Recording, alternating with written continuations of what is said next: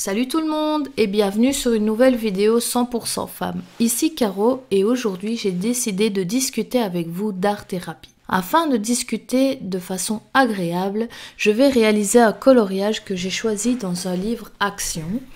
Et pour le colorier, j'ai choisi les crayons de couleur de chez Action, dont vous trouverez une revue sur notre blog.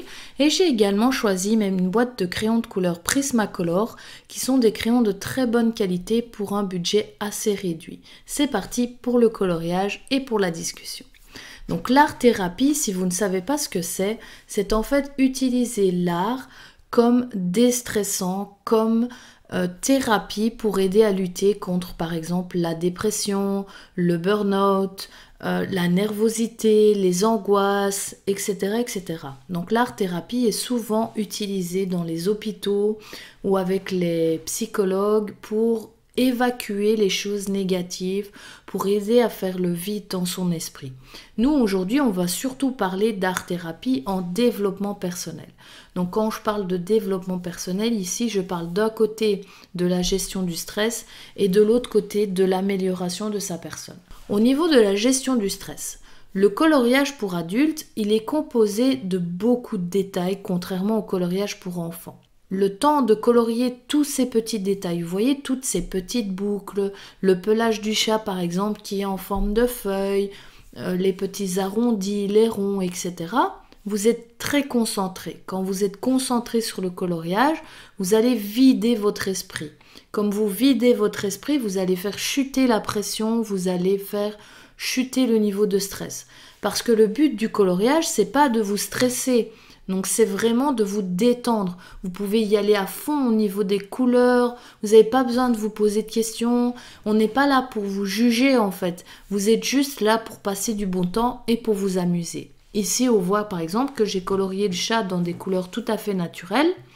Mais j'aurais pu choisir de le colorier en rose. Ou j'aurais pu choisir de le colorier en rouge et jaune à petits pois. C'est tout à fait libre. C'est là que le coloriage va faire son effet vraiment déstressant. Il va vous aider à vous détendre. Au niveau du développement personnel réel, on peut par exemple utiliser le coloriage pour faire une sorte de mantra. Alors là, le but, c'est de choisir une phrase. Par exemple, je m'aime, parce qu'il y a beaucoup de gens qui manquent de confiance en eux, tout simplement parce qu'en fait, ils oublient de s'aimer eux-mêmes. Et alors, à chaque fois qu'on va colorier un petit élément de notre coloriage, on va se répéter « je m'aime ». Et au fur et à mesure du coloriage, ça va faire un effet comme ça de mantra et notre esprit va s'habituer à entendre ça et puis petit à petit, ça va faire remonter notre estime de nous-mêmes, etc., etc. Donc ça, c'est utiliser le coloriage vraiment dans le cadre du développement personnel.